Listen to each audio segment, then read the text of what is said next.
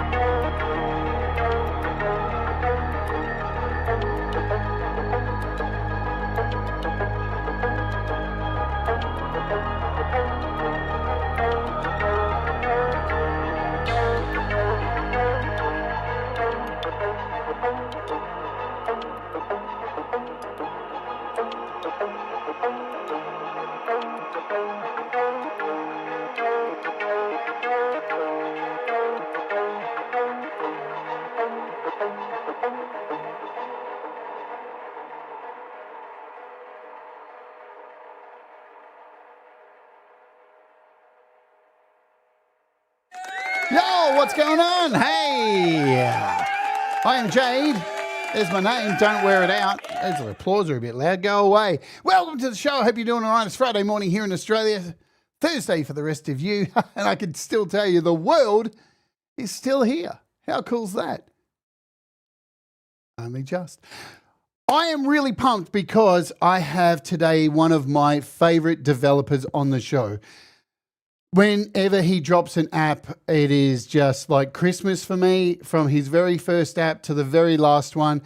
There's doing this game, right, when you reviewing apps or learning how to use them, it's, sometimes there are just developers out there who put out apps that something special is coming. And with today's guest, that's exactly the case with every single app. So you take a little bit more care with the way you handle it and the way you want to show it off to people, because there's something special. And every single app that I've covered from today's guest is exactly the same. And would you believe it too? He makes some pretty damn cool music as well, right? So let's get to it. I want to thank you all for being here live. Good to see you all. We'll do shout outs in about 25 minutes time like we always do. We'll just let everything settle in. And he is the developer of Weeping Wall, Ridgewalk, Waymaker, Outgrowth, and recently Coastline. He is an amazing musician and just an all-round really sweet human being. So let's get this show on the road. It is... Now, I don't even know if I'm saying his last name right, but we'll just... Because he's got 2 A's in his last name, and I know there's people with the word name Aaron, and it's still A. So I'm just going to go for it and say Aqeel Aadam. Let's bring him on. Boom! Howdy. Hey, good to be here, Jade. Do I get it right? Was I right? I pronounce it Adam. Adam! Yeah. I'm sure I did say that in one of my demos once, and then probably just forgot all about it. Are you doing well? You all good? Yeah, can't complain. It's summer here. I guess it's winter for you, but putrid, doing well. Putrid here. It's like 6 degrees Celsius. Even that's not that cold, but it's putrid. Folks, if you are a member here in the chat too, yes, I see Thomas is already putting in the chat. We have Aqeel emojis in the chat. You can throw those around. You'll see them floating around. Every guest who comes on gets their own emoji. It's just what we do here. It's weird. So, great track, by the way. Over the last week, I've just really been sinking into your music. And it brings me to this question. Do you make music using your own apps? Only recently, yes. For a while, I think I was so caught up in kind of learning how to build these things. Weeping Wall, Ridgewalk. I think around Waymaker was when I was really building something that, I thought would be cool to exist, and something that I knew I was going to use every day. Even just like throwing it on a track, I got this sequence and I want random octaves or whatever.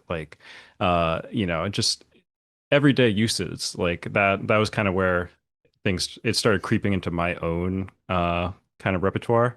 And then with Outgrowth, I use that all the time, honestly. It's I think it's a sign, a good sign if you don't get sick of your own stuff. Yeah, it's I always think about it, with the developers. I think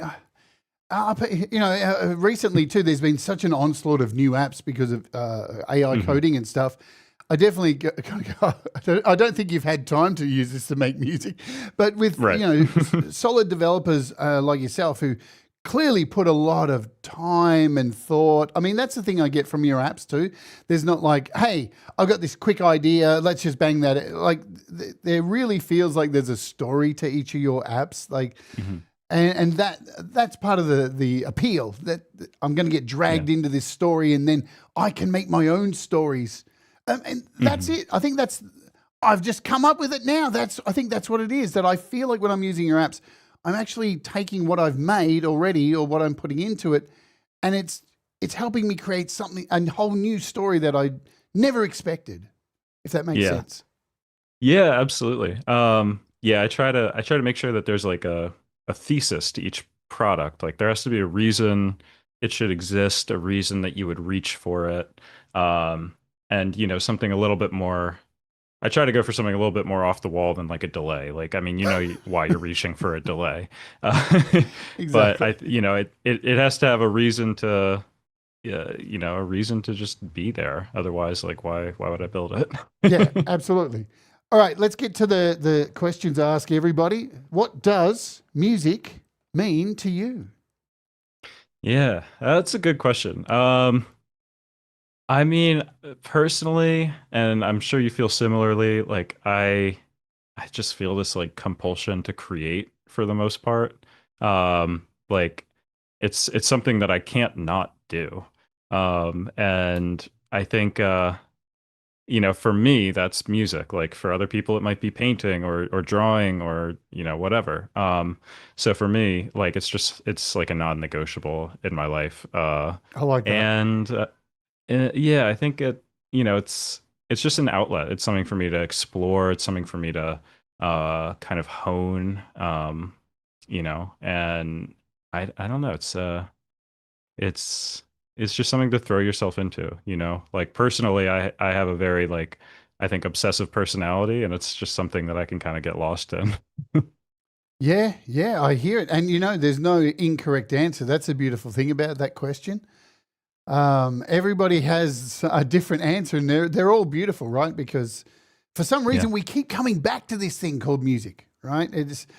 And I was saying to you before this interview, I can't seem to get anything finished or get motivated enough.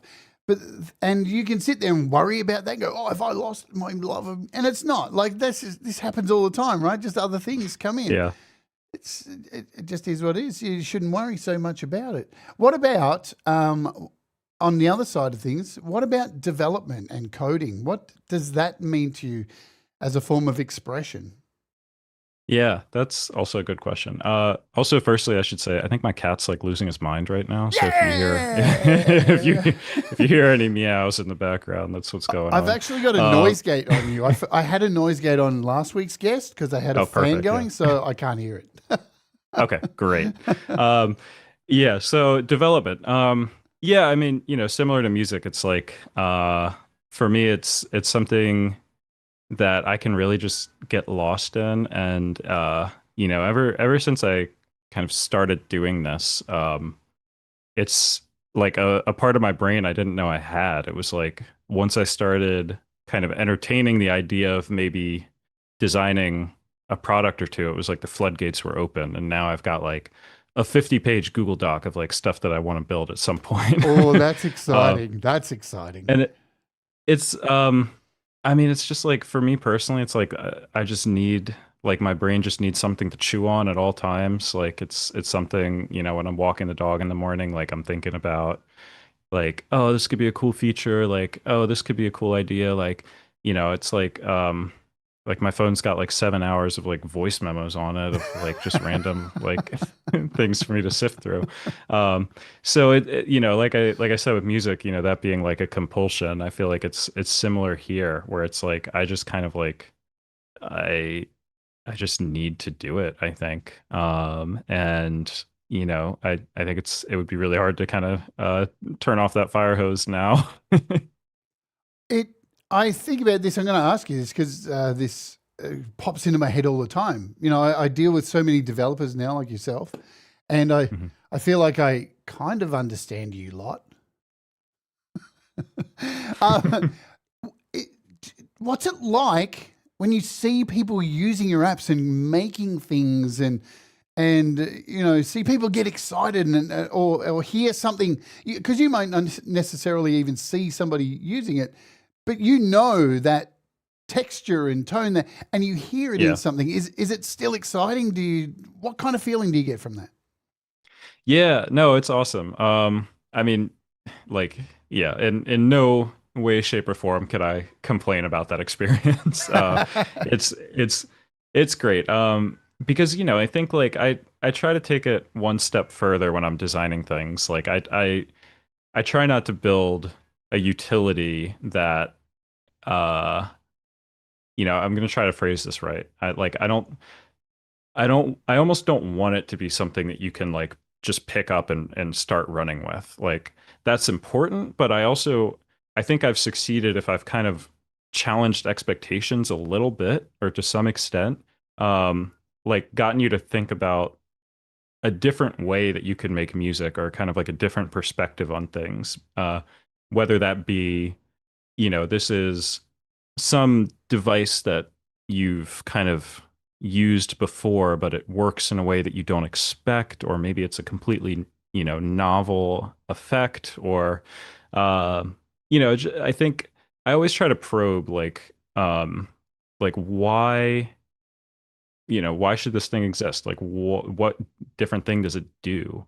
And I think seeing people use something and make dope stuff with it is one thing, but also see like reading people who said like I didn't understand this and now like a week later like this is my favorite thing. I think that is so gratifying, like kind of getting people to just re-examine like what it is to make music and how they're making music and helping them have a gratifying experience where it's like I'm proud of myself for figuring this thing out, and I'm proud every time I make music with it. Like I think that's the most gratifying part for sure. I can say personally, it definitely is a fun part of the journey when you release an app. Like, sometimes, hey, we're human, right? Sometimes you're like, oh, really? I have to learn this thing, go through all this. I hope the manual's okay. But I feel like I'm going on a little bit of a journey, and I feel like I've got something out of it. And then what I was going to say about your apps, especially like with Coastline at the moment, which is my favorite by far. If you haven't checked it out, folks, and you haven't got into it yet, you really should. I feel like it's not so much an effect. Calling it effect, it really cheapens it so much.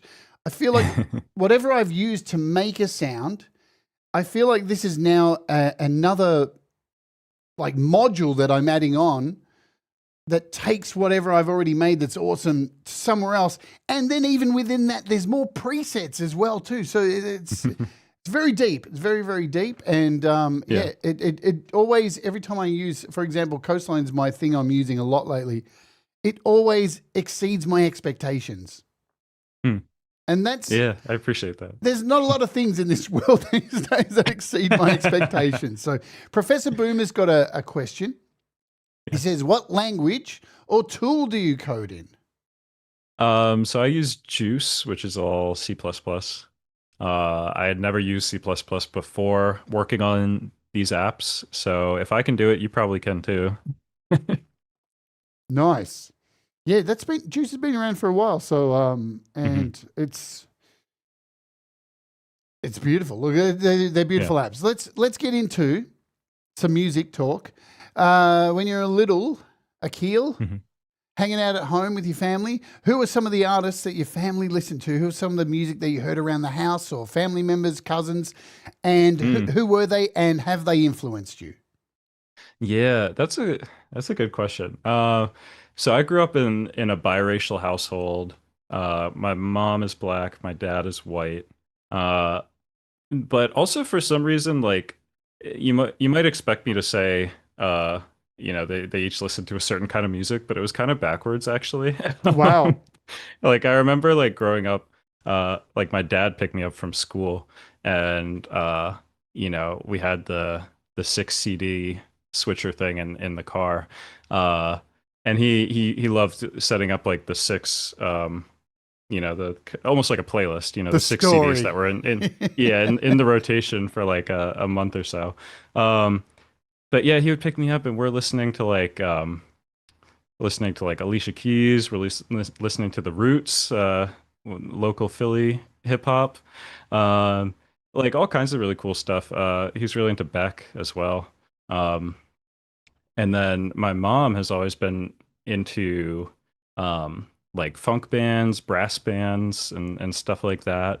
Um, so she listens also to a lot of like jam bands. Like she loves like George Clinton's like new album. Nice. Stuff like that. Yeah. And she's always going to shows.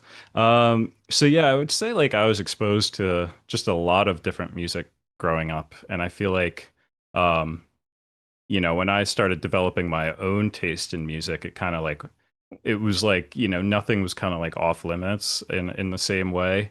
Um, like I think as like a 13-year-old, like my favorite band was like Linkin Park.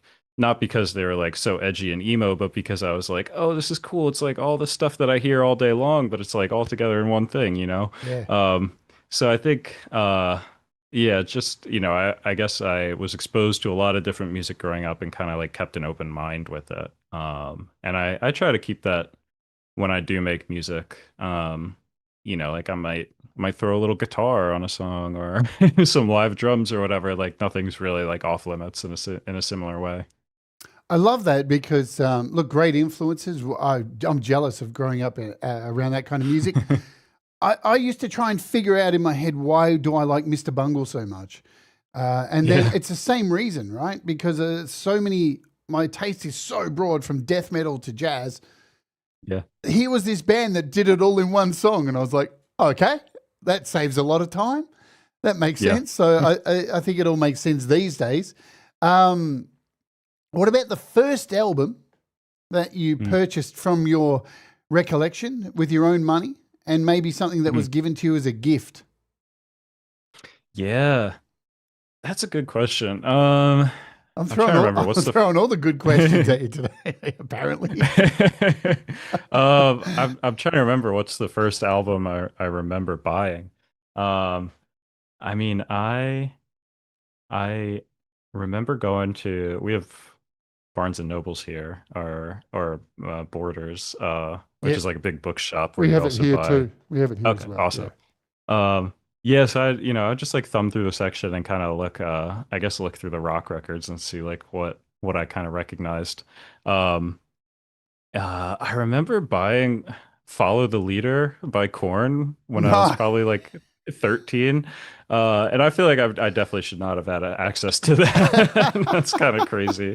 Um, what else? And I guess back to like the Linkin Park thing, I remember my uncle gave me that like collaboration album that they did with Jay-Z. Um, he was like, "Yeah, I bought this because I thought it was like a Jay-Z album, but I don't like it, but you'll probably like it." It's a hand me And I down. I did like it. Yeah. But I remember that was a nice gift.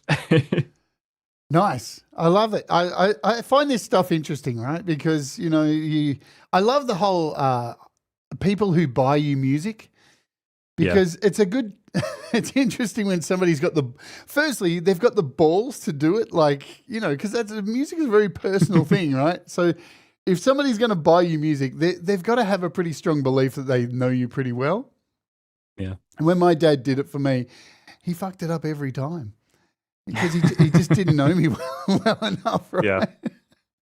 So let's talk about school, and we'll get Mhm. to university and stuff. But what about early school? Here in Australia, we always have had a very robust music education system, from like Mhm. early primary school through high school. And so was that something that was throughout your school, and did you learn the recorder? Yeah, I did learn the recorder. But I never took lessons growing up. I've never taken lessons at all. Come to think of it.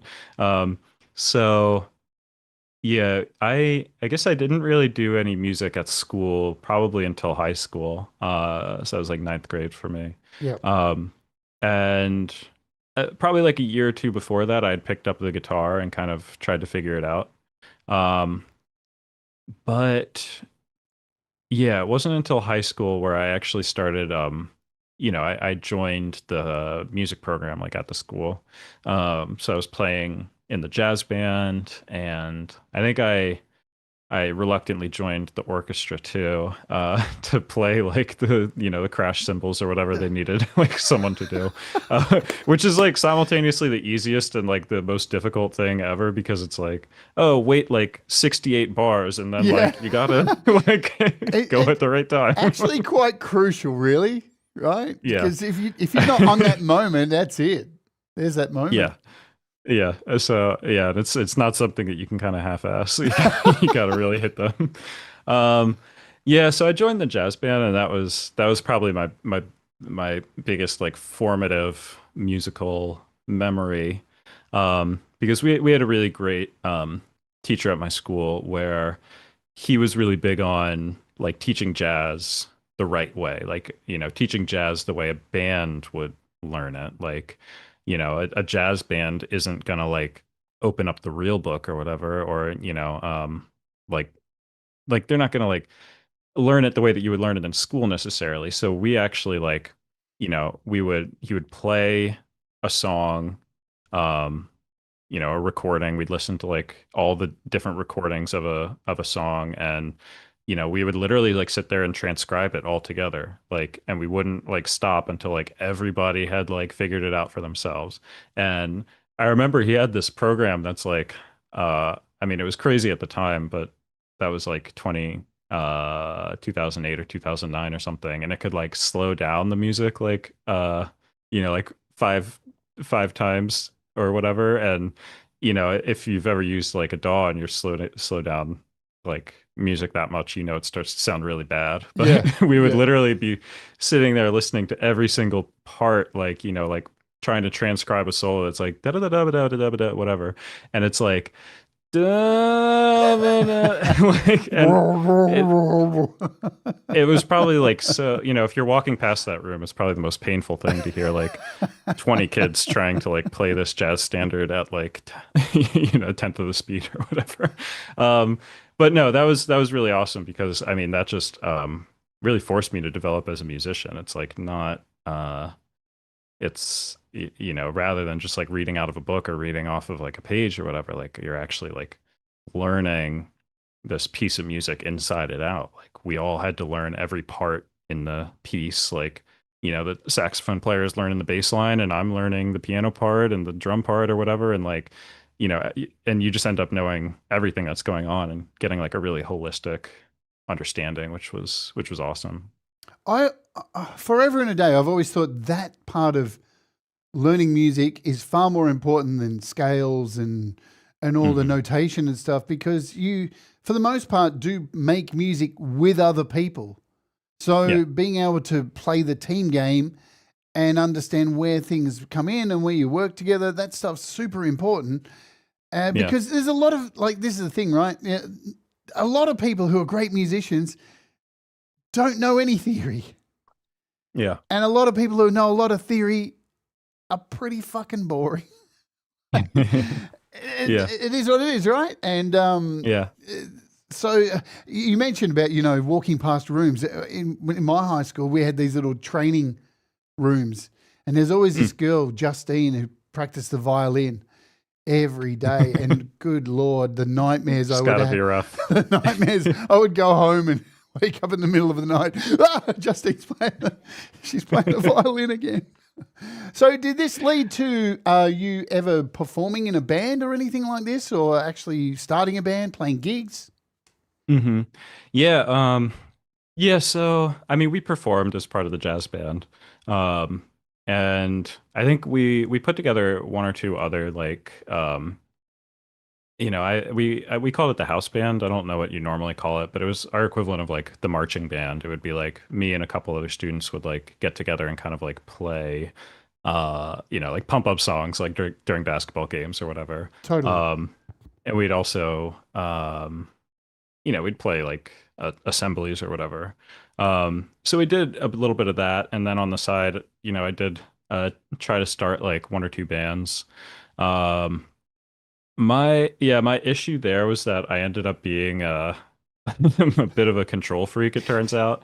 So Yes. I wanted to, write all the songs. I wanted everyone to play it exactly how I was like imagining it. Like, I sat down with like Tux guitar or like Ultimate Tab or whatever it's called, and like, I like wrote out all the pieces, like everyone just play them, please. Like, so, it's not a very fun contract for anyone else except for me. Um, but yeah, I think that's kind of what led me to like production later in life, because I think there's a pipeline of the over controlling guitarist or band member who ends up being a producer or messing around with synths that can't talk back. it's a thing, right? You know, you're married to a group of people, and people change too. That's one of the hardest things I think about playing in a band. Is you may, even if you don't get on the same page as a band from the beginning, some of the best bands are like that, and that's why their music, Faith No More, there's a lot of bands like that. They clash, and that's why the music's good. But then there's, like, I've been in bands where, you know, we're a full-on death metal band and our music's so extreme, and then just one day at the blue, the drummer turns up to rehearsal and goes, "I've found Jesus, everyone." And it's like, all right, so what does that mean about the song that we have about having sex with nuns? Right. And it changes. So, and then you end up saying goodbye to that person because it's not tenable anymore, right? So, yeah. And I'm like you, right? I was never controlling, but now I think I am, and that's why I work by myself, because I know what I want, and if I have a guest in, they're going to do what I tell them, and that's just the way it is. Let's play another song, and then we'll come back and say hello to everybody in the chat. We'll name everybody and call everyone out. I'm going to play a song called "In the Trench." Give us a little bit of a description, something for this. This was one of the first things that I made with the modular synth, which is over there. One of the first things I made that I actually really liked with it. I was messing around mostly with like rhythm sequencing, which you're definitely going to hear throughout the track. And you know, I was just kind of experimenting with like these like percussion and drum rhythms I'd like never really heard before, and I was kind of considering them like almost like the melody or the lead, basically. Like it was you know, it's kind of like the forefront of the track and kind of like the point of it, which I thought was interesting. And I really hope that I'm talking about the right song right now, because it's it was a while back. Let's just play it.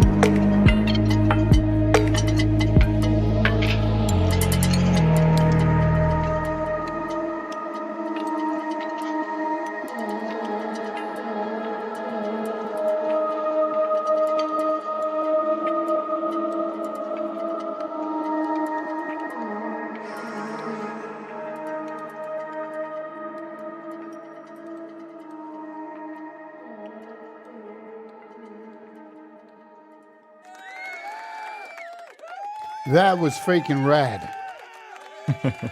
Thank you. And I was right. That was the track I was thinking of. It did. Thomas said it sounded like knives being sharpened as a percussion, or pots and pans, or something like that. Anyway. Yeah, yeah. Let's say hello to folks. Lewis, hello. Tremor Bear, g'day. We got Professor Boomer. I see who else here in the chat. Thanks, Thomas, for banging all the links in as you always do. Super cool of you to do that and spend your time helping out moderating. Professor Boomer. We've also got, who did I see? There he is at Field Tone Audio. What's going on, Anders? I hope you're doing well. Tremor Bear's in the house. Who else do I see? GarageBand covers. Got Costa here as well too. I think Leela was in here. She's lurking. Jamie Mallender, I see you creeping around as well too. So thank you all for hanging out. If I've missed you, I'll catch up and do the thing. Pete Johns. Pete, do you have a show coming up after this? I messaged you and I didn't know if you did. I couldn't see one. Maybe you didn't say it. And Denise Lance, of course, the champion Denise Lance, who is a wicked wart warrior. Speaking of which, in the next song, I'll give away some memberships as well. Awesome. Now, Thomas asked a really good question. It's on my mind as well too. Don't worry, Thomas. I see. I've been sitting here waiting for the moment and you brought it up. So let's do it. Russ, g'day as well too in the chat. What are those synths behind you? They look so good. I can't get away from the mic, and if I pick it up, maybe that's all right. Yeah, we might autofocus. Hey, there we go. Wow. So that's a matriarch up top. That's an OB6 by I guess, what is it? It's DSI and Oberheim. And this is my beloved and very trusty Juno 60. Damn. Mate. Which ends up on everything. And what about to the other side? What's over there? Is that all modular stuff? Let's... Whoa! Yes, look at that! Holy... Fuck. That's the rig. Yeah, it's kind of a hybrid rig. Like, I can do... MIDI and stuff into the rig and audio out of it. I can send audio into it and process it. This is kind of the genesis of Aqeel Aadam Sound was, working with this beast and kind of thinking about ways that I could adapt that workflow and kind of make it a bit more easier for one, but also, right. Just make it more accessible too. So anyone can just run it on an iPad or whatever. I'm impressed. That is, I'm always impressed by modular stuff because when I first started doing this show, I knew nothing about synths. I'm a metalhead or funk, whatever I played all throughout my career. And you can see it in my early shows here back 6 years ago. I'm like, this is a filter. What the fuck is a filter? Right now it's all, but the one thing that still I get crippled by is modular.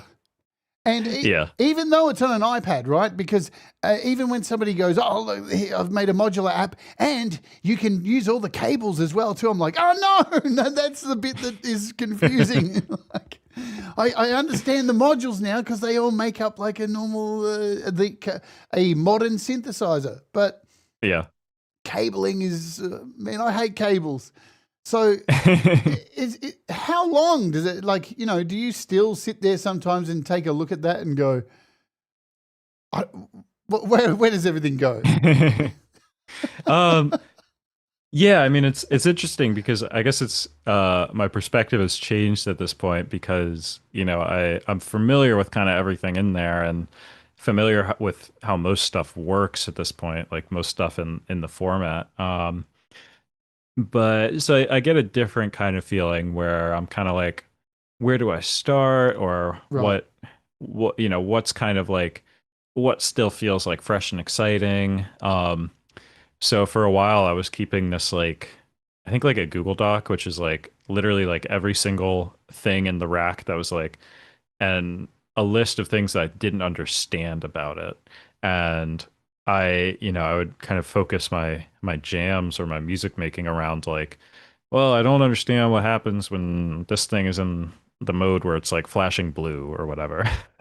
So I would kind of I would devote time to kind of having fun and making stuff, but also trying to learn something while I was at it, and that kind of kept stuff fresh. I can only imagine when there's a cable that's fucked. How I think, yeah, that's only ever happened to me once with the Amazon brand patch cables. right. So you buy good cables. That makes sense. Yeah. Because trying to weed through those cables to find the one would be wall punching shit, if you ask me. Oh yeah. Yeah, and all I mean like the all of the modules, they're all like I mean some of the stuff it's like most of it like only hundreds of them exist. So Yeah. you can only imagine like the capability of customer support that these companies have. Like, Right. I mean, it might be one person that, made stuff like 10 years ago and they don't really do it anymore. So, luckily I don't think I've had anything go bad really. Ironically, except for like I've had some trouble with one of the Strymon modules. Um, but other than that, like it is shocking how rock solid stuff can be. And even though it's a little terrifying, given that, like I said, like support might be spotty or non-existent. Yeah, absolutely. Yeah. And you see so many synths online that they no longer make this and now they're worth thousands of dollars. And I assume Yep, too yeah. with modules, components, keeping up with it. I mean, look at what we're going through now with components everywhere. It's like you have to be a millionaire to buy RAM these days. It's like what so Yeah, well thanks. my hard drive's getting full, and I'm a little worried about that. Yeah, it's. I only recently, like I was saying, I only recently bought I use these little external SSDs just for my iPad, Yeah. and I bought one recently. Recently, a few months ago, 6 months ago, it was like $139. The same one now is $339. Yeah. Like, what is it made of gold? What are we doing here? It's I mean, that's a concern. Now, you studied at Princeton, is this correct? hmm And Yeah. completed, done. Mhm. What was it? Yep. Computer science. Yeah. How is that? Princeton's. I'm in Australia. I don't know. I know Yeah. Princeton from hearing it in movies and stuff. It's a pretty decent place, apparently. Yeah. Yeah. I mean, again, hard to complain. Yeah, it was, I mean, yeah, it was an awesome experience, like not only being around like, such great professors, but I think also like just being around like wickedly smart people my own age as well. And I think that was really yeah, that was really formative for me just in terms of like, wanting to kind of push myself and wanting to belong and wanting to like keep up in these conversations and stuff that I was hearing, kind of fly around me. Um, so yeah, no, it was super formative, really kicked my ass in a great way. Um, and I still have memories of like the most I learned in the courses were the courses that I did the worst in. But those are the ones that I still like, I'm using like techniques from them like every day, basically.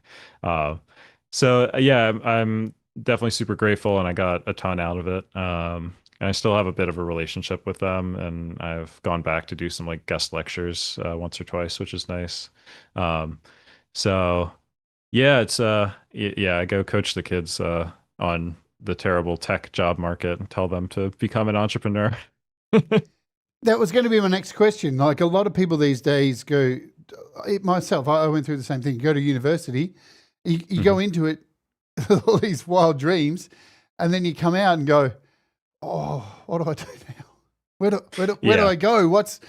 And then I'm working in a coffee shop after doing a Right. psychology degree. Yeah, it was I ended up I had a job like straight out of college, which was nice. But I did eventually get laid off, and that's how I ended up doing what I'm doing now. So was it, and because from your bio, you Yeah. mentioned in there Jeff Snyder. hmm Who is this person? Yeah, so he runs he has his own company called Snyderphonics. Right. Um, and I think the first thing he did that really put him on the map was it's called the Manta and the Manta Mate. So that module right there is something that he built to kind of work with this like controller that he made. I don't know if it's like further down the page or something, but he made this like, oh, there it is. Yeah. It's almost like I think it was like before like MPE or anything. It's like this really cool alternative like keyboard layout, basically, you know, a performance device. I feel like it's ahead of its time because it's like it's reminding me of like Norns or the Grid or whatever, or some of this like the Linstrument and like some other stuff like that. I think it preceded, which is awesome. Um, but he builds like all of these really cool things. He's been working on this like electronic version of a lap steel guitar, an electronic version of a bass that I played, which was really fun. And he had this course, well, he had two courses, which they were basically like in the music department and the computer science department. So it was like, you know, it was natural for me um, to try to get in there. And that was where I got exposed to like synthesizers, like how they work, you know, the modular. Um, One of the assignments in the class was basically like just make a song on the modular synth, which is like it sounds so simple, but you know it's like kind of a genius assignment because it's like, hey, sit down with this thing that you don't understand and figure out how to make you know an output that you like. You know that's that's like a ridiculously valuable like lesson to learn just for like life. Um, and so that was my exposure to kind of like the world of like synths and hardware and production and stuff. And I just kind of bit the bug, and you know it's probably his fault that I'm like I spent all this money on all this stuff. But no, Yeah, go for it. well, I just you know I credit him with a lot of like that cross disciplinary like thinking about you know just think about how these things work together. You know, like someone who can kind of like speak both languages, like you know he can break down the what's going on musically in a track. He can break down what's going on sonically. He can talk about it like, you know, kind of like from the technical perspective in terms of like the, I don't know, the components in the preamps or whatever like they were using for recording it. Um, and we always started every course or every class by just listening to like different music, like talk about like you know, you talk about anything goes. It would be like we're listening to like NWA one day, we're listening to Cher the next, we're listening to like probably some Mr. Bungle in there too, right? Like honestly, but you know, it's just all over the map, including some really um like academic electronic music, like I think his name is Xenakis, like did the uh you know like recordings of like fireplaces and stuff and kind of like sliced that up and chopped that up and like you know made music out of it, like stuff like that, like super it was like all over the place, and you know you just develop an appreciation for kind of like music as a whole. It's so much broader than just scales, right? That's the thing. That's what got me into Hmm. noise music and you know soundscapes and all that kind of stuff. And a lot of my friends kind of drifted away from me, going, "What's that?" And it's Yeah, like if you can't hear the musicality, you know, I don't know what to tell you, right? right. It's all frequencies. At the end of the day, you mentioned like about modular. I remember the first time I used Hmm. a modular app. I can't remember the name of it. I just can't think of the name of it. It's really popular. Anyway, and the first time I got sound to come out, I was so excited. Now, Yeah. when you're talking about Snyder here, I did know a little bit about his instruments because I had Gert Bevan on the show from Moog. Hmm. And we talked about this stuff at length in that interview as well. If you haven't seen that interview, folks, go and check it out. It's super fascinating about Moog and where they're heading and all that kind of stuff. Russ asks here in the chat, and hello, Jenny. I see you. I hope you're doing well, Jenny. Lots of love to you. Question: what was your first synth that you ever got? um it was, I think it's still in the rack actually. uh it's the big silver one that's kind of in the middle row. on the On the left. left, yeah. Yeah, so that's the Pittsburgh SV1. It's basically like it's like a two oscillator mono synth that, kind of you can just send it MIDI and play it, or you can patch it all over the place. So that was actually my graduation present. I still got it, which is pretty sick. There it is, close, I think. Is that right? Yep, that's There it. you Yeah. go. Wow, there's more inputs than dials. See, I'd look at that and run. Ah, I'm out of here. Well, yeah, like I said, I mean, it's like you could just plug MIDI into it and, get sound out, which was pretty cool. Absolutely. But, and it's kind of broken up into a nice little layout with the different sections and stuff. Which I think is nice because you can kind of like explore them one by one. And yeah, it's a nice little thing. I think it does the bass lines on like most of the music we're probably going to hear today. So we'll play some music in a moment, and let's talk about music creation, right? Because here we are over here at your band camp. So you get out of university, you hold down a job, and things are going, but you're still making music. And you can, folks, in the description, of course, is the link to Spotify, Apple Music, Aqeel's website, and of course Bandcamp, where you can go and support financially and go grab some music, because it always helps artists get a little bit back for what they make. What do you think about the current structure of our music industry with things like Bandcamp and compared to like streaming? What's your opinions on where we're at being able to release music this way? Yeah. So, I mean, at first streaming was like so cool. I mean, it was so revolutionary. And I guess, I mean, I'm of the age that like when I started listening to music, like iTunes pretty much already existed. So there was already like the concept of like, being able to like buy a song or whatever, kind of buy an album online. So, I kind of that was my personal starting point, being like a I think I'm a zillennial. I'm between millennial and Gen Z.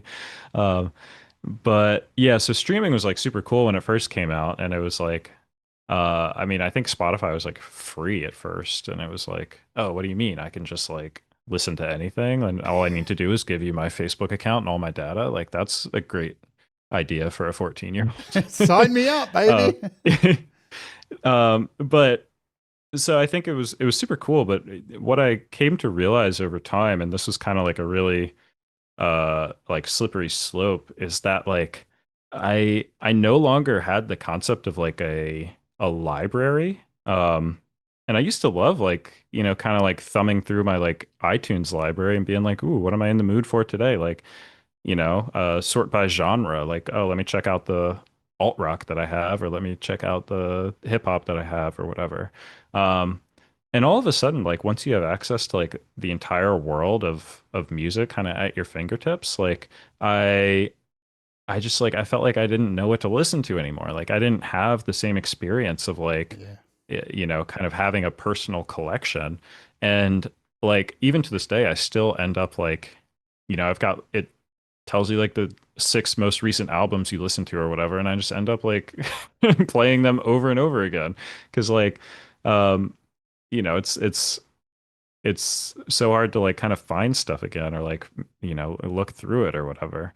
So I've kind of I mean I don't get to listen to a lot of music like just based on like what I do for work because I'm always like testing stuff, so like I would have to like I'd have to like pause music all the time to like test something for like 2 seconds, and it gets annoying. Also, I like crash my audio interface a lot. So, uh, so I don't get to listen to a lot of music, which kind of contributes to this. But I've kind of like gone completely in the opposite direction recently, where it's like I barely stream anything. Like I really like buying vinyl. I like having like a physical collection again, and I like supporting friends and stuff. Um, So I'm kind of like I'm starting to warm up to the idea that I see around on the internets, which is, like it's okay to not have access to everything at every time. The same goes for like Netflix or whatever. It's like, we've kind of turned music and movies and art into like background radiation that like we're like not really experiencing anymore. And yeah, I've just come to really appreciate like, you know, uh putting on a vinyl and like reading a book or playing Rocket League or whatever, or just like kind of sitting down and like kind of being a bit more intentional about it. I think we focus a lot on the negative just as people these days because we're bombarded with it, but there definitely is a movement and it's been bubbling for a while. I think, people are, I'm seeing artists release tapes, cassette tapes Yeah. again. So there's definitely Yeah. a feeling, not so much, I don't think it's even like the medium that we're releasing it on, but there is a definite movement, a groundswell of ownership. People are starting to feel like they have nothing. And in a world where everything is increasingly costing more something Yeah. and having more nothing, that's going to be, I think we're heading to that, and there's going to be an overthrow of this. I think Spotify realize it. I think a lot of these companies see the writing is starting to hit the wall. So that's a positive thing. With stuff like Bandcamp's amazing. To be able to get paid something, I think is great. But you're right. You know what I miss about, I use Apple Music, and this is going to sound so dumb, but I don't care. I'm a dumb person. I miss the fucking carousel on the Apple Music. Yeah. I just used to sit there for ages with all my albums, just flick through them and then bang, and hit random, tap it and go, that's what I'm listening to. You can't, it's not as exciting. Like I need to be visually stimulated to that. And I think that that we're so saturated, we can listen to anything. I think it's contributing to a lot of anxiety to everybody. This. Yeah.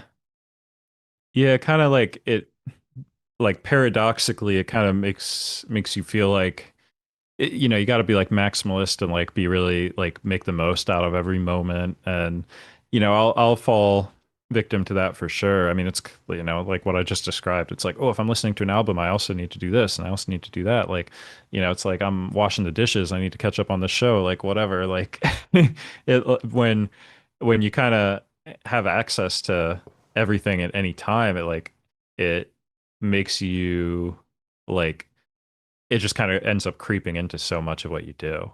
And so I appreciate when I get to like just kind of take a moment and kind of do one thing at a time, which is so rare these days. Yeah, tell me about it. I'm going to read some comments here because they are some really nice ass-licking comments for you. Aqeel's apps help me find the flow and trance states. I know, that's my character. Sorry. So there's Riverbend Sim. And Riverbend Sim, I'm telling you, it buys nearly every freaking app that is out there. It's interesting, right? If I was ever going to get an opinion on an app, I would ask Simba. Because Sim is very much on the pulse with apps. So if he's saying it's good, your apps are good. Leela says, I was just using Weeping Wall and Waymaker on a drone this morning. The first developer whose full app collection made it onto my new iPad. There you go. Awesome. It's the truth. Let's play another song. We're going to play Ring It Like a Bell. Let's do that one right now.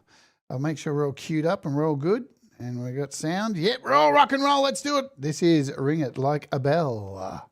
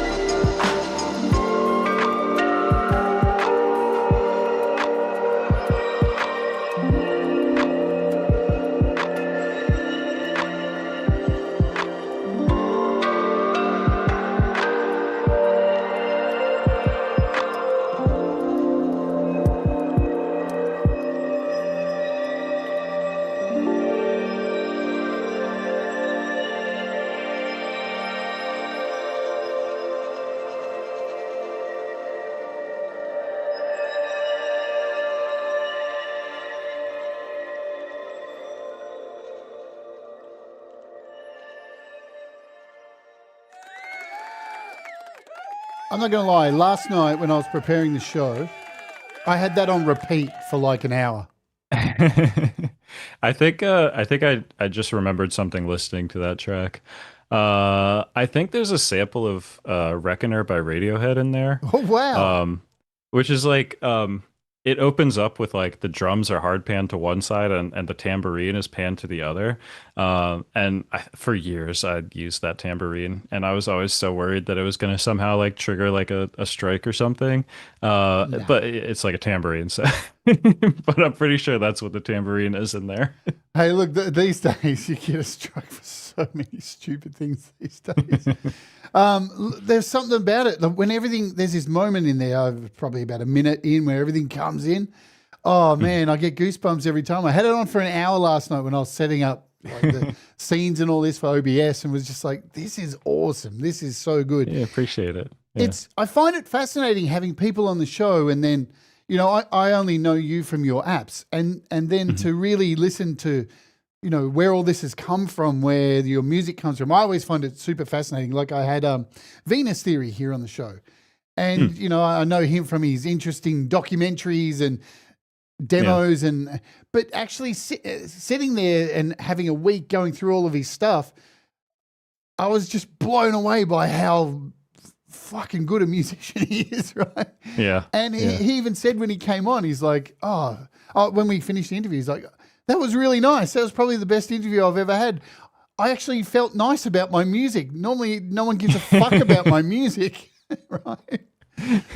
So I love doing this. Let's talk about apps now. So yeah.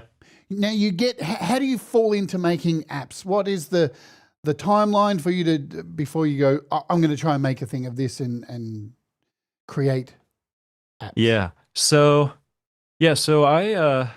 I got laid off from my software job in like I think it was January 2023. And that obviously that was a big shakeup. And I was kind of like sick of the industry anyway to some extent. I like had a manager I really didn't like, and that kind of poisoned the well for me to some extent. Yeah. Actually, I had two managers in a row that I really didn't like. So, if it smells like shit everywhere you go, it might be your shoes. But we'll leave that for some other day. Oh, I'm using that one. I'm stealing that. Wow. But yeah, so I got laid off, and I decided like. I just want to do music. I don't want to, start sending out job apps or whatever right after. I was kind of burnt out. And I tried to just, write music for a while. And it was really nice. I mean, just like getting time to work on music that I never had before. And, just like develop as an artist, like sit there and just have the time and space to just think about like, what do I want to do and what do I want to create, and I could feel myself getting better in a way that I felt like I hadn't felt in a long time. So that was awesome. But, as you can imagine, it's kind of hard to make money off of music. So, Yes. after, after around 6 months, I was kind of wondering like, okay, what's the path going to be here? And that was around the time when I started thinking about like, plugins or products in general. I don't, just building something basically, kind of like trying to bring the technical side back into the fold. Like, I'd done the music, but now I want to kind of marry them somehow. And I had a lot of friends, who are professional musicians. And I mean, they were like, dude, if you have the technical knowledge, like that's what I wish I had. You gotta figure out some way to kind of put those together. So I started I started just kind of thinking about like, okay, what would be cool if it existed? Like I'm not even really thinking about a plugin. I'm thinking about just my own experience writing music, techniques that I do, like combinations of modules that I'm using all the time or whatever. And I felt like I had always had like opinions about the things that I'm using, as I'm sure you do. It's like, I've always got I'm like, oh, this it would be cool if this actually did this, or I don't agree with this choice or whatever, or like I see what they were going for, but I don't think it, it really stuck the landing or whatever. Um, and I'd always had those thoughts, as I think are relatively natural, but once I kind of jumped the fence and started thinking about like, well, what would I do instead? Like that's when I kind of it was like the floodgates were opened and I started having ideas for stuff that I'd like to build. Um, and so I pretty much started on Weeping Wall like over that summer, I think, summer of 2023. Um, and I intentionally chose and kind of designed Weeping Wall to be like pretty simple. I mean, it is a really simple device. And that was kind of because that's what I felt like I could build at the time and what I could build at the time. Um, and funny enough, I also like I actually started on Coastline like before Weeping Wall ever came out, uh, which was super ambitious at the time. And Coastline ended up shelved until what, like 8 months ago, basically. Um, so I was yeah, I just started like having these ideas and uh it was just super gratifying to sit down and tinker and to learn something new and to build these things. And yeah, it tickled a part of my brain and it still does. So um yeah, that was kind of the genesis of it, was just kind of thinking about like let me put my money where my mouth is. If I think that someone made you know, a, a choice I don't agree with, like, well, what would I do differently? And then kind of going from there. Denise makes a good point here with this comment. I love the visual aspect of all your apps. And I think, you know, people can go say that, oh, the AI is, the UI is not important. Mhm. But to a degree it is, right? I think something has Yeah. to catch your eye. I mean, I was talking to ChatGPT the other day about this. I don't judge. About aesthetics. I was trying to explain to ChatGPT about, listen, people can deny it all they want, but when you meet somebody and you're attracted to them, it's going to be vision first. You're going to see something Mhm. first, and you have to be enticed visually before you want to get to know them. You don't walk up to somebody and just go, "So, do you like skydiving?" There's got to be some kind of appeal. So UI has a thing, and over time, your apps have, I think, become more and more visually appealing. Which is, Mhm. how much thought do you put into that? I mean, Coastline, it's so much a part of it because those little beaches move out and move back, and Yeah. like I guess what I'm asking is, so there's the musical component of it, and then Mhm. there's the visual component of it. How they're both going to interact. Yeah. Yeah, I think the visuals are, I mean, it's really important to me, and I think it's almost like a non-negotiable, because I feel like in this format, in a plugin that's running on a computer, you have the ability to create really interesting visuals. And that's something that I'm sure every pedal company or every, Eurorack company or whatever, like wishes they could do. And instead they're like doing like, oh, if the LED flashes at like 5 hertz, it means that we're in looping mode. And if it flashes at 2 hertz, like it's doing whatever else. Like, and it's so I almost feel like it's like I would be doing a disservice if I didn't like do interesting visuals to some extent.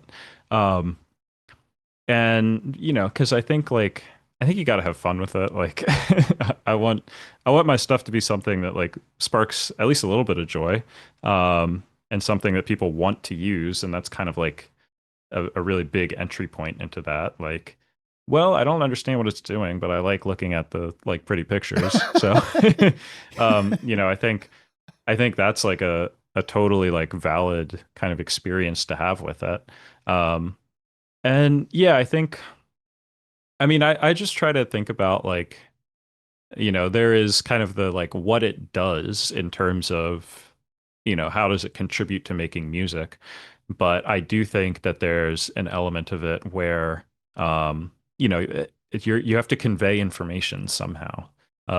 So like Weeping Wall is a looper, so it's got to show loops happening, but rather than kind of like showing it, from left to right like every other like audio playhead does, I just decided to put it on its side so it goes top to bottom. Um, and that kind of became like the theme of it, like this is a waterfall, it's not a looper. So I try to think about like how can we convey information, how can we do it in an interesting way that kind of gets people thinking about things, or literally turns something on its head.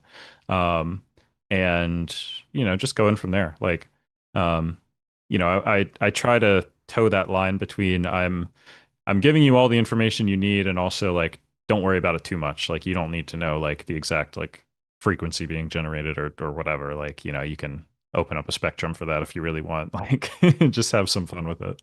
With Weeping Wall, it's interesting. When I open it up and play around with it, I get the waterfall thing. I just see Connect 4 and dropping down the Yeah. pieces down in there.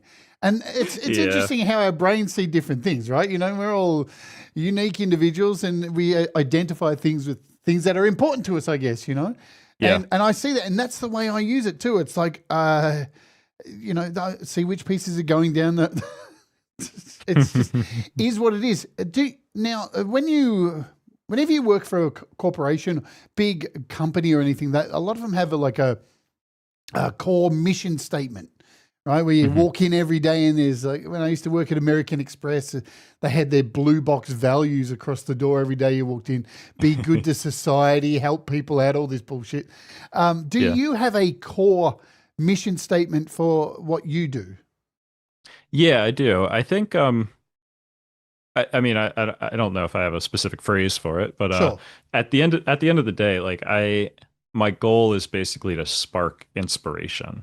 I think that's like kind of like the most human thing that we have. It's this kind of like intuition, or just kind of like some people call it divine intervention, but like sometimes you just like know what to do. Like I'm playing these chords and I know what melody I'm going to play on top of this, or vice versa, or whatever.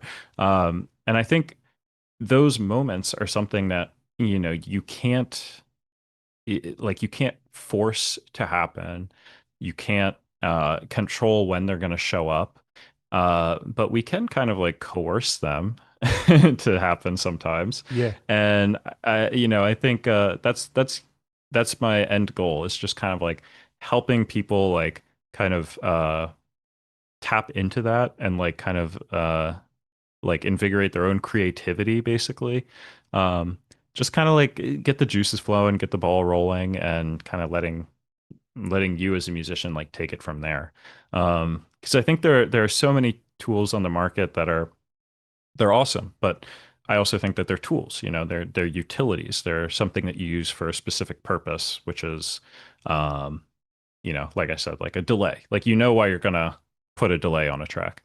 But I like to kind of probe at the, what if you don't know what this piece needs, or you don't know what to do today? Like I opened up Ableton, and I have no idea where I'm going today.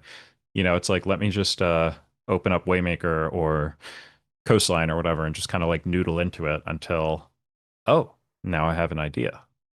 I like that you don't hold my hand. Like you said, like a delay, right? You know what you're going to get, right? It's all there. I feel like when I open up one of your apps, I don't know where I don't know where it's going to take me. It is exciting. Yeah. And there's another point I was going to make about that. And my brain's just gone fuzzy for a moment there. Something you said. Oh God, that was a really good question too. Damn, I hate that. No. Oh, and I feel like I'm going to go to another place. There's an atmosphere that's going to be built from it. Moving on to your second app, Ridgewalk. Yeah. How did this come into play? Because that's what I was going to say. Your tutorials too. Look, the last one you did for Coastline, I see it and I'm like, oh my God, an hour. All right, here we go. But don't get me wrong, I love long form content. I love putting it on and just going. I got so much from it. I was like, how the fuck am I going to do a demo now that's going to even complement this, right? And I went into it going, yeah, 30 minutes is going to be enough. And then when I finished it, I got so lost in it. I looked at it and went, fucking 55 minutes. What's happening? But that's the sign of a really good app. Because I normally look at the clock and I just go live and record it live, and that's how it is. Yeah. And try and keep it under 30. But sometimes it takes you, and that's it. Like, again, it comes back to this experience over just a delay, just an effect. And that, I guess that's why some YouTube channels succeed and some don't. You go on an experience instead of just, here's the things, you know, so. Yeah. Yeah, I mean, yeah, I listened to like an interview with I think his name is Tony Ronaldo from Make Noise. Yeah, the guy who runs Make Noise. And you know, they're making physical products, but he was basically like, you know, the last thing we ever want to happen with something that we make is that it ends up in a landfill, basically. Right. You know, E.T. and and that's kind of the mentality that I try to have too, which is like, you know, I would rather someone didn't buy something than if they kind of like opened it once and didn't get it and just never really tried again, or just decided they didn't like it or whatever. You know, I think like I want people to have like a nice experience with it, and like you know, I would be bummed if you know, something just was so obtuse that they didn't feel like they didn't understand it. Or on the flip side, it's like, oh, I have 7 of these already. Like, I shouldn't have bought this. So yeah, I try to. I mean, the last thing I ever want is for something to end up in that digital landfill, or you know, something that you just kind of acquire but don't need or don't enjoy or whatever. I think it's the same about asking people to subscribe on every video. Like, I think it should be replaced with subscribe, but please, only if you're going to fucking watch me. Right. Because when they subscribe and don't, then they just, even though you're subscribed, the video is going to disappear anyway, and you're not even going to know you subscribed. And then eventually, guess what? You're going to get unsubscribed by YouTube. I know there's a lot of conspiracy theorists out there who go, I'm being persecuted. I was unsubscribed from your channel because you're telling the truth. It's like, no, you fucking weren't actually watching them. That's just how it works. Yeah. I'm sorry to break the bad news to you. So we move on to Ridgewalk. What do you learn from the first app moving into Ridgewalk, which is a wandering granular looper? Yeah, so I think Ridgewalk was interesting because in my mind at that time it was like a like a flagship device. And you know, it's definitely a step up from Weeping Wall, but it is kind of funny because at that point in time, I mean, it felt like, I mean, I think it was like 2 or 3 times more complex, more lines of code than Weeping Wall had. But I think in retrospect, like you know, there's a lot of rough edges in the design and the UI and stuff that I would do differently today.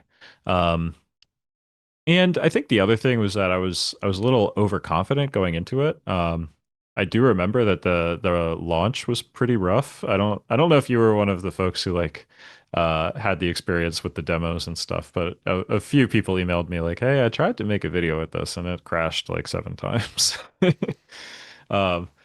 I think I missed that. It worked beautifully for me. Awesome. Yeah, I mean, so I think, you know, it was interesting because I think it was a really great experience in terms of the journey of Aqeel Aadam Sound, and I think it is, I still really like it as a device, and you know, a few people still tell me like it's by far their favorite thing. But to me, it's interesting because I look back on it and I think there's a lot of things I would have done differently today. Just in terms of like all the modes I was trying to support and I was like, oh, like these different combinations that like one person is ever going to do, but like I've got to spend 3 days like really dialing it in or whatever. um, but I think yeah, it's interesting because that Weeping Wall was kind of intentionally this really ephemeral effect that you can like barely control in a lot of ways. And is really intended. I mean, it's intended to kind of function like a delay, where it's like when you turn on a delay pedal, it doesn't still have the stuff that it had in it before. Um, and with Ridgewalk, I was really trying to design something that's kind of straddles the line between being like an effect, but also like a workstation that you can really like sit with and tinker with and be accurate with like all of these like synced buffers and synced like modulation and LFOs and stuff, and just being able to like create this kind of going deep with it and in a way that you can't really do with Weeping Wall.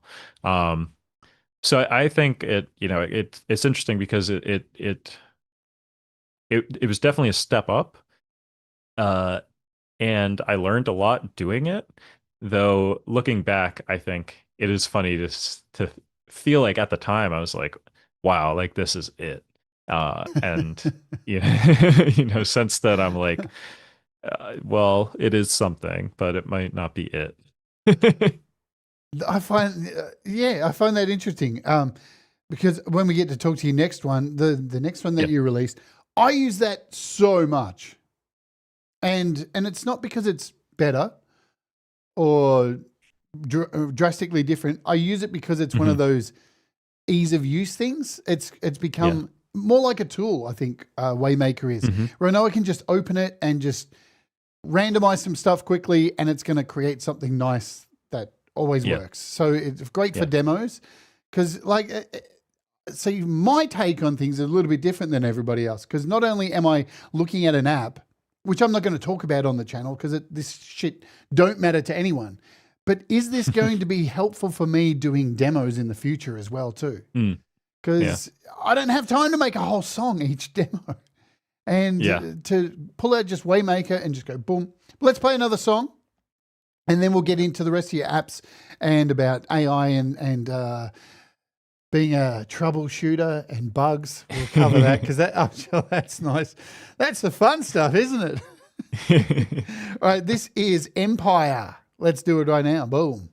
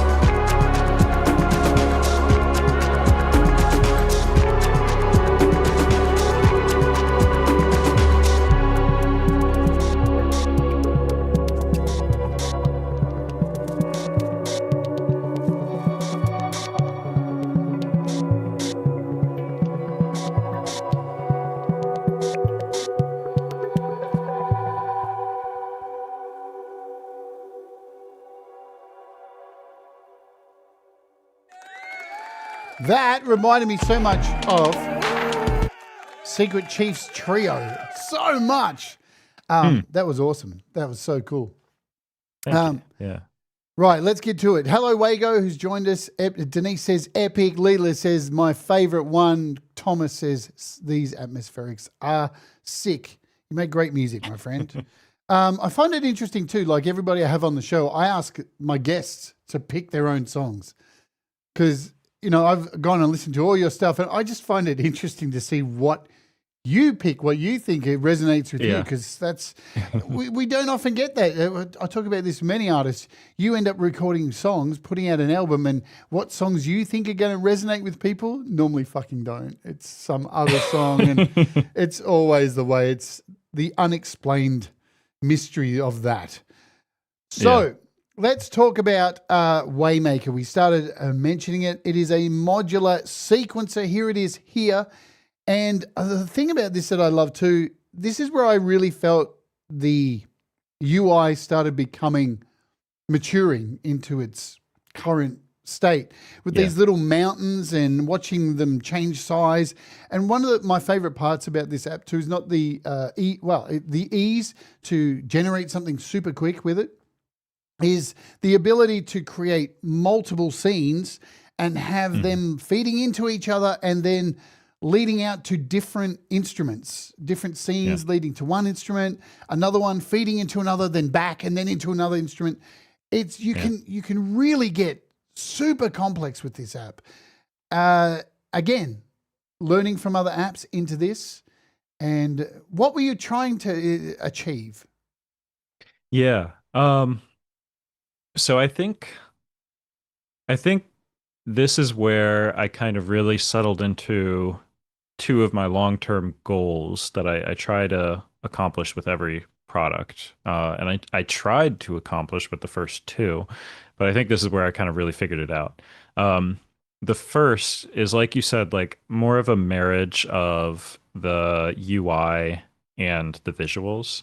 So in this case, you know, you move the sliders and the mountains change. Which I think is really fun.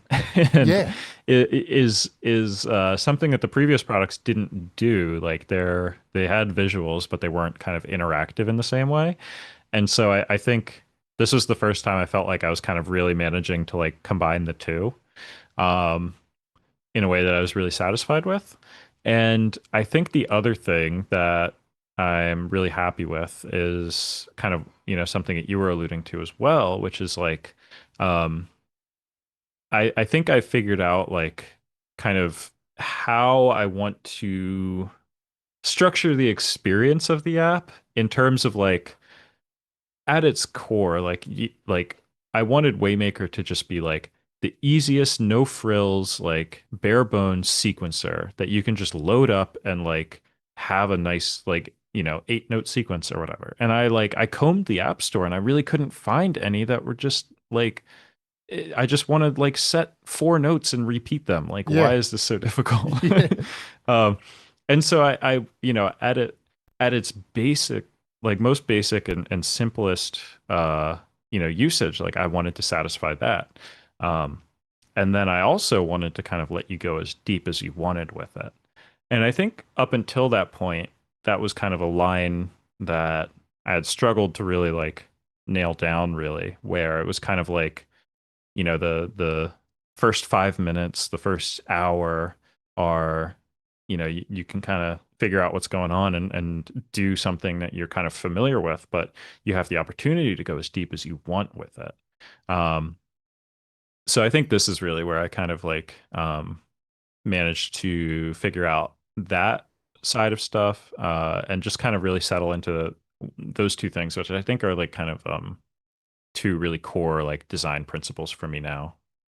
And at its heart, it's a modular sequencer. And that's the thing. I think I remember when I got the app, I was like, all right, I got to learn this. And I instantly, you know, there's things you see in words that terrify you and I see modular. I'm like, oh no, man. No. But it because of the friendly the friendly UI and the mountains and stuff, I was able to look past it, right? So there was this ease in learning it that, yeah. And Yeah, which I really appreciate it. And I see now it was even updated like a day ago. We're going to get to updates. We'll break this up now. We'll break up the apps with this as well too. And you've added this option, which I didn't even think of that I needed, but I love. It's the first thing I saw. Added the option to always start in MIDI mode by default. Yeah, because which is kind of like why didn't it exist until this point? Yeah, I know, right? Because every time I open it, I'm like straight away. It's the first thing I click is to MIDI mode, right? And yeah, beautiful. And I don't feel guilty that I hounded you over it either. Because I'm sure. Let's talk about that because here's the thing with iOS. Now, all your apps are available on desktop as well too from your website, which is linked in the description. With iOS, there's this expectation that once I buy this, I'm going to get free updates forever. Mm-hmm. And in the desktop world, that ain't the case. It's not. It hasn't always been the case. It's normally a yearly cycle, and you update to the new version, and you get it. How is that? Because I think because it started out as these free updates, now everybody expects it, and you've got to be on the ball and do that and it's got to be hard with Apple releasing new software and giving you no indication of what everything is going to break. Is that frustrating as well? Yeah, it is. So I think it's like when I get bug reports, and these are things that I need to fix because someone's paid money for it and it's not working. Like let's fix that up. But there is and other than that, like when I get feature requests, I'm not usually annoyed by them. I appreciate that people are kind of like seeing the potential in a device, and for the most part, people are pretty they're pretty nice about it. They're like, I understand why this works the way it does today. I think it would be cool if it also did this. And good. It's like that's awesome. You've sat with this thing for long enough to like kind of imagine it being different, and it's not like, oh, this doesn't make any sense, or like, oh, this should be green instead of like, I don't know, like red or whatever. It's like it's more substantive than that. It's like you can tell someone's really like sat down with the device and they appreciate it for what it is, but they also see it being something more. And so I think that's that's still a really awesome experience. And at this point, I mean, I know these products like the back of my hand, so I can usually bang out updates pretty quickly. It's mostly just like the testing and making sure I haven't catastrophically broken anything, and building it 17 times for different formats and different operating systems and stuff. But yeah, I also think like over time I am getting just better with like kind of how the products function on day one, especially because I have so much code to pull from at this point. I'm like, I have so much kind of existing stuff that I can bring in and kind of rearrange or whatever.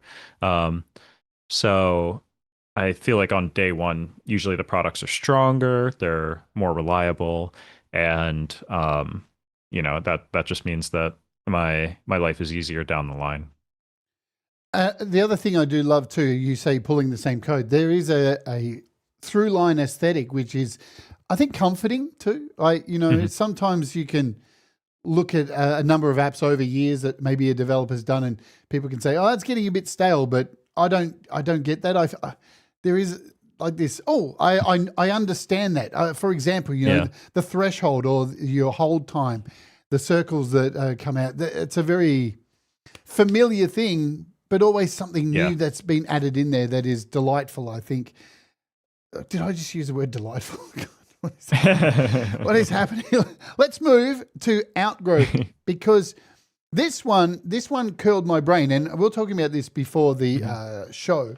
It's probably because I don't use a lot of samples that this one doesn't get used as much. But then I've started using it more now because of using this now with Coastline.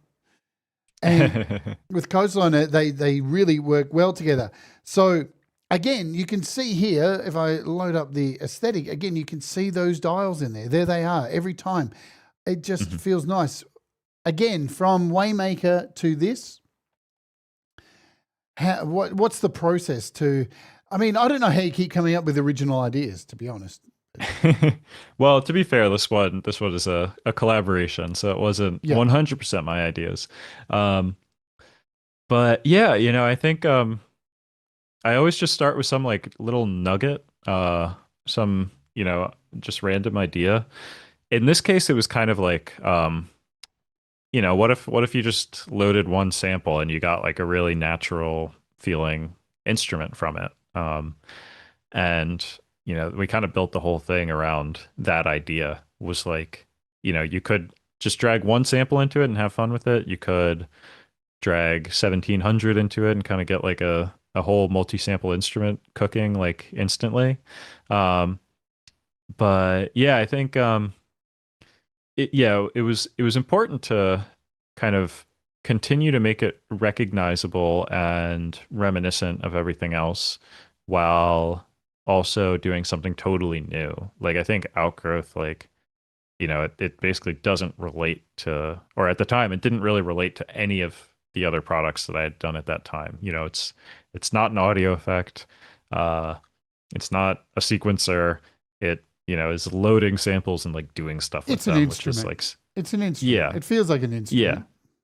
yeah. And that was just something I hadn't done before. So I think it was important to try to like make sure people felt like they were still in the same universe while also kind of taking them on a journey like somewhere totally new. Look, it is a beautiful app, and again, this one when I know I'm adding in my experience too, Mhm. but I felt really at home learning this one. It just was really natural and just importing things in, importing samples in, and then just that was it. Oh, I can play this. Oh, wow, Yeah. this is something completely different. But still, as you said, this is your Marvel universe. And again, it is a beautiful, beautiful app. And if you can see, folks, updated a day ago, right? So Yeah, I'm going out of town on Saturday, so I had to bang these out, and hopefully I have a nice trip and am not fixing stuff. yeah, hey, I hope you do enjoy. I know where you're going. I'm not going to disclose or anything, but I'm sure you're gonna have a blast. It's anywhere you go in Appreciate that part of the world is mwah! and it. and still kind of cheap, still, I guess. Yeah, hopefully. Yeah, the conversion's not too bad yet.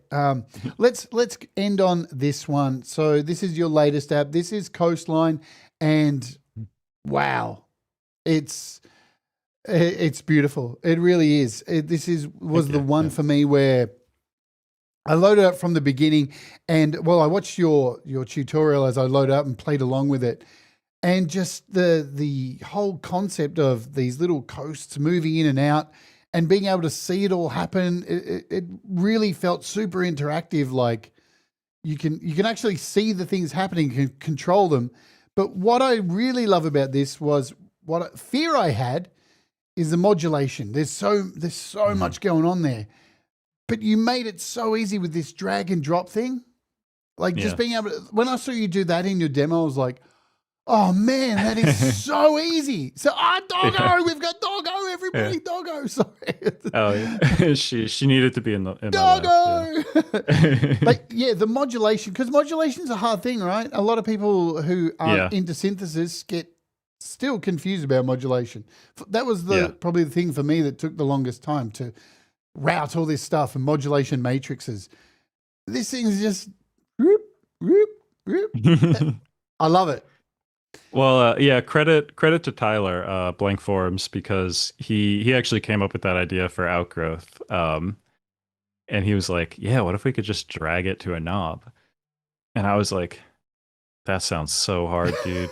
I made no guarantees, but then it turned out, I mean, it was pretty easy, and I think it's really awesome. And I personally, I would have never thought of that. So kudos to him. It's a brilliant idea, absolutely brilliant. So, the release of this how's it been? Are people digging it? And you've just done it, so because it's a very competitive market right now. Yeah, yeah, it is. Yeah, it's interesting because I think this app kind of it doesn't it doesn't have a real like elevator pitch. I mean, I'm kind of curious how you would personally elevator pitch it. But you know, out of all the apps that I've done so far, this one is kind of the most abstract and a bit of like a passion project to some extent. And I think it does like really cool stuff, but it does a lot of stuff, and it's kind of hard to like describe exactly what it does. So I think there's been a little bit of you know, a lot of people are kind of like holding it at arm's length to some extent because they're like, I'm not sure what this does, but I think I like what I'm hearing from it. Um, and so I think you know, with the other tools, you know, like Outgrowth, I think that's like so easy for someone to kind of see the value in just because you know, a lot of people have samples and, you know, want to do stuff with them. But in this case, I mean, it's really like a whole workstation. Yeah. And it's yeah, it's kind of hard to just describe what it does. So I think it's been interesting to see that because you know it reminded me that you know my perspective is so different than everyone else's because I know exactly what this thing does. Um, Nope. oh, I don't know what happened there. can you still hear me? Yes, I can still hear you. Let's try to get that back. Oh, there you Hey, are. we're back. You know, Okay. you asked me what I think. What Yeah. to me, it feels like I love shimmer reverbs. Reverbs, hey, reverbs are great, but to make a really good shimmer reverb is Altether's one of those ones that I always go to. You see on every demo, I've got it there, but I'm not saying it's a shimmer reverb, but it has these characteristics of a shimmer reverb that becomes a musical instrument, that becomes something else. I've lost you again on the camera. Yeah, let me switch cameras because it's acting up. I was Yeah. using my DSLR. I think it died. If There we go. if that makes sense. So it feels like a reverb, a shimmer reverb that has movement and then becomes an instrument in itself. And I guess with all the dials within the Tide and Glade, I just love modulating them and seeing where they take it to the next level. Again, like I think I said in the beginning, nearly every app now that I get and start playing with, I'm like, hey, this is a really nice app, but I wonder what it sounds like in Coastline. And I keep doing that. I keep going back and then putting it on there and go, oh my God, it's now something else even. So it's like this extension for me. I love it. I think it's a beautiful app. I think in my opinion, it's your best, but that's, you know, hey, we all have different tastes, right? I think it's a masterpiece.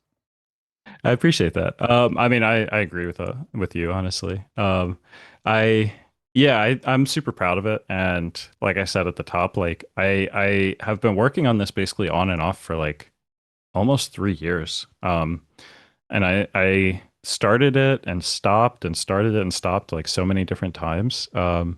And I think, you know, it was kind of like a right place, right time thing. It was like when I finally decided to actually finish it, I, you know, I had the skills to really make it shine, I think. And I also just I had a lot of ideas for how to make it better that I didn't have originally. So I think, you know, I think it kind of ended up like all the more better for having taken so much time with it and really sat with the concept. I think that's the thing too. You can really tell there's been a really long time in it. It just feels like that. As soon as I opened it up, I was like, oh my goodness, right. There's a lot of components all that have to work well together with this. Because if one of them doesn't, this falls to shit. And it's complex, but, you know, beautifully presented. Definitely one of my favorite apps of this year. It's in the top 5 so far. And it's been a big year. And that leads us to this. So this is my final kind of question before we play your last song. Here we are now. You're an app developer and we are in this crazy AI world at the moment. What's your take? Apps seem they're dropping from the sky like rain. And I talked about this with Matt Fetcher. Ultimately, the one thing I'd like to say before I ask you, I just think like the music industry is starting to do. I think developers should disclose, Hmm. and they should, and I'm sure the App Store is going to do it. It's going to be a thing. There's going Yeah. to be enough of an outcry, and that's not taking away anything from it. More the merrier. Yeah. Go for it. But you should disclose because people want to make a choice, and that's what buying an app or buying anything is about. What's your take on this new fangled world, and are you using AI in any facet? Yeah. So I mean, I'll use some of the coding tools. I mean, it just speeds me up. Yeah, Especially as a small business owner, it's like you kind of can't afford not to in a totally. way that kind of sucks. Just to keep up with the Joneses and kind of keep up with the velocity that so many people are working with. Um, and I think it's interesting because I mean it's similar to streaming in the way that it's letting so many more people kind of like get in the world and throw their hat into the ring. Um, I say it's similar to streaming because anyone can record a song in their bedroom and put it on Spotify or whatever. Like that's cool. That's a cool thing. And it's cool that people can kind of do that with apps to some extent now. But it does kind of, it does influence the market like writ large. And I think we already were kind of experiencing a bit of a race to the bottom with a lot of this stuff, unfortunately. I mean, iOS is already like I would say products on iOS are underpriced. The race to the bottom Relative. started back. I've been using iOS since day one, right? Yeah. It started back Yeah. in 2010, right?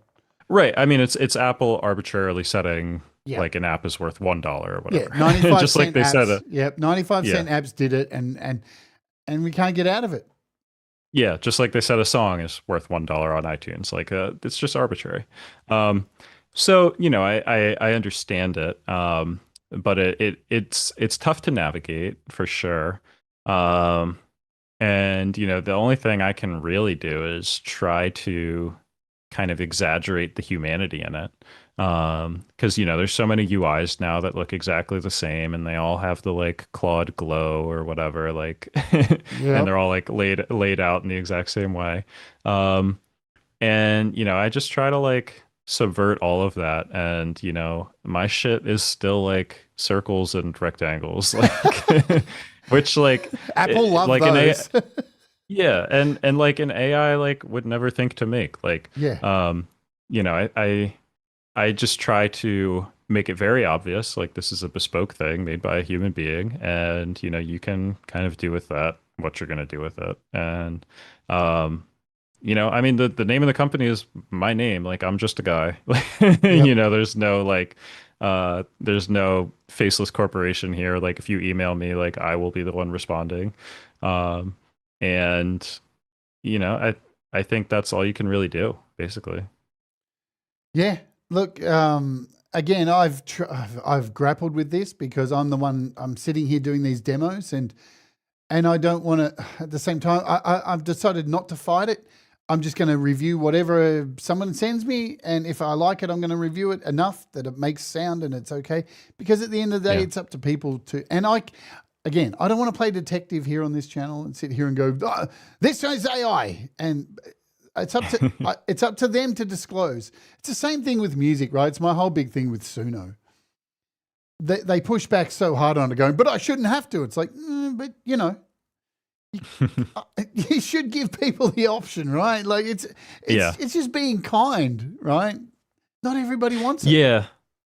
Yeah, I saw something interesting the other day, which was like it was like a tweet about like an elementary school, and like elementary schools always have like murals or whatever in front of them, like and they had put up this like banner or whatever that was like obviously made with AI. It's like the classic like AI art style or whatever. And like the tweet was basically saying like we have to like give a shit about what we're doing. Like, we have to care a little bit more. And, like today I was on Facebook, and like, it was some kid who was like trying to be a foreign exchange student, and they made this big like AI, like, I don't know, like cartoon of them like, I play ultimate frisbee, I like, sing in the choir or whatever. And it's like, why do we have to do this? Like, why can't it just be a picture of you anymore? Or like, why can't it just be a picture of like kids having fun? Like, I think there's a time and place where it's like this, makes my life easier as a software engineer and as a like small business owner.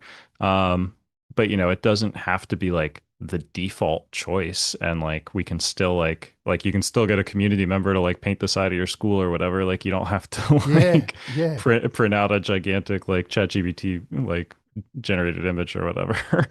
um, so I think I I think all we can really do is like just take care and like kind of take that extra beat to like think about what we're doing exactly and um just try to, make sure that we're still exercising some of our humanity because it's like you don't always have to like do the shortest option. You can have a little bit of fun with something. Like that's a choice still.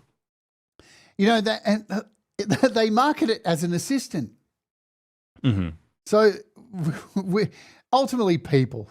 I think people are Yeah. the problem, right? We can sit here and yell at AI and go, "Rah, rah." People make the decisions. AI's Yeah. it's not intelligent. It doesn't think. It's just pattern recognition. Hmm. That's how it works. But look, it's an interesting topic, and who knows where it's going to go. Yeah. It's stuck with us now. Like if people think it's just going to magically disappear, that ain't going to happen, right? When the bubble bursts, Yeah. it's still going to be here. They've integrated it into everything. So there is that. I got one last question to ask everybody who comes on the show. Aqeel, if you were to give advice to somebody starting out being creative in any way, shape, or form, when would be the best time for them to start? That's a good question because I feel like mostly people say if if you started, it's too late. Right? Um, Yeah. which might be true to some extent. I mean, I do kind of look at some of the heavy hitters in the industry right now, and I'm like, it would have been nice to have started 8 years ago. Um, but yeah, I mean, I think for me, I'll take a slightly more conservative angle. I think like I've learned that at least for me personally, like I need to wait for kind of genuine inspiration or genuine like reason to do something. Otherwise, I'm not gonna succeed with it. And like I said with music, like that's a compulsion that I have. Like I need to make music every now and then, and I'll be sad if I don't.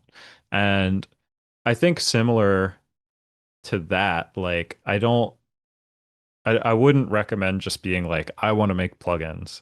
And I've made that declaration and now I'm going to figure out like what the hell I'm building. I think instead, like you kind of have to start from, well, what do you want to build? What do you think the world needs? What do you think it would be, what would be cool to exist, basically. And I think you have to start from that point and kind of have a bit of a vision. And go from there instead of just wanting to do it, because I think um that's another thing that, if we talk about AI and how it's infecting our brains and social media and all that stuff and whatever, I think there's also a lot of um, like uh there's a lot of I see people like kind of like picking up a hobby just to kind of do it, Mm, and mm. it's not like they're it's I mean, it's not like anything's that serious, but it's like, why do you want to do this? Is it because you've seen other people doing it? Is it because you genuinely think it's cool? Is it because you've got bored with everything else? Is it because you don't want to hang out with your wife? Like, why are you doing this thing? It's like that. I think you need to kind of figure out that angle and then you can work backwards from there and kind of figure out like why, how do you actually like put that into motion?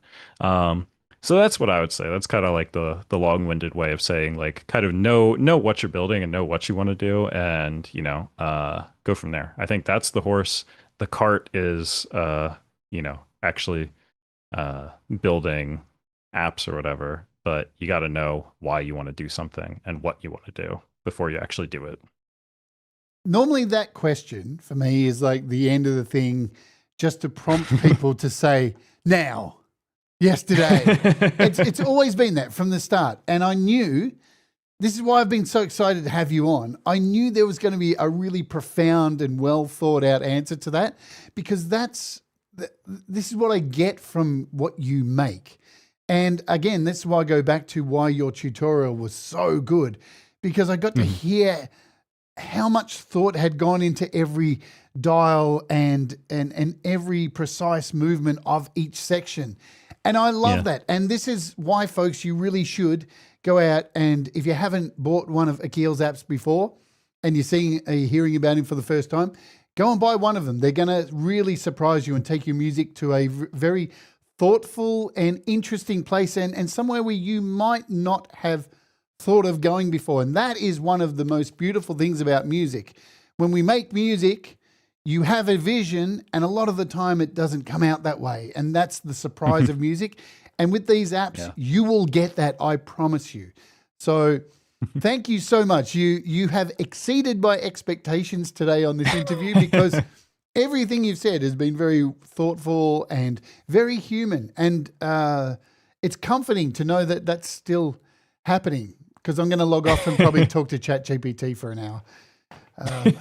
Well, I appreciate that. And, I said when we were chatting, before the cameras went on, like, you've been rocking with the apps from the start, and I really appreciate that. Just kind of doing your part. And I think like that has been super instrumental in the fact that, that I'm still doing this like 3 years later. So really appreciate you, and really appreciate the channel and all of your cohort as well. It's an absolute pleasure. Folks, we got one more song. I'm going to ask you to stay on the line just till the end of the song so I can say goodbye to you off air. All the links are in the description down below. I've got to do this quickly before we go, as I can do it during the song, so that's all right. So thank you, folks. If you're watching on the replay as well, do the like, subscribe, all that fancy stuff, or don't, right? It's up to you. I'm not here to pressure you. Just have a good time, whatever it is. If you've clicked off, see ya. It is what it is. You can't please everyone. So this is The Doves. And anything you want to say about this before I play it, just to go out? Wow, yeah, I don't even remember how I wrote this. Perfect. Oh, I do remember. I do. Actually, sorry, I'm ruining it now. Yeah, this was a really interesting thing that I figured out with the matriarch, is that you can create an arpeggio, and then you can just kind of freely change the timing of it. So I think with this track, what I ended up doing was I set up an arpeggio, and I kind of just like surfed the speed of it like throughout the entire track, and just had fun with it. And I think that was like mind blowing for me at the time. But yeah, it's I don't know, it's fun. That's kind of where the track started, and then I kind of built the rest around it as I kind of like just heard the change in energy throughout. Beautiful. Do all the things that make you happy, folks. Mistakes make us better. Let's all rise together. Build somebody up today, right? Don't leave a shit comment on somebody's stuff. Go and tell them that they're good, even if you don't like them. Whatever. All right, let's do this. This is The Doves, Aqeel Aadam. Let's Oja.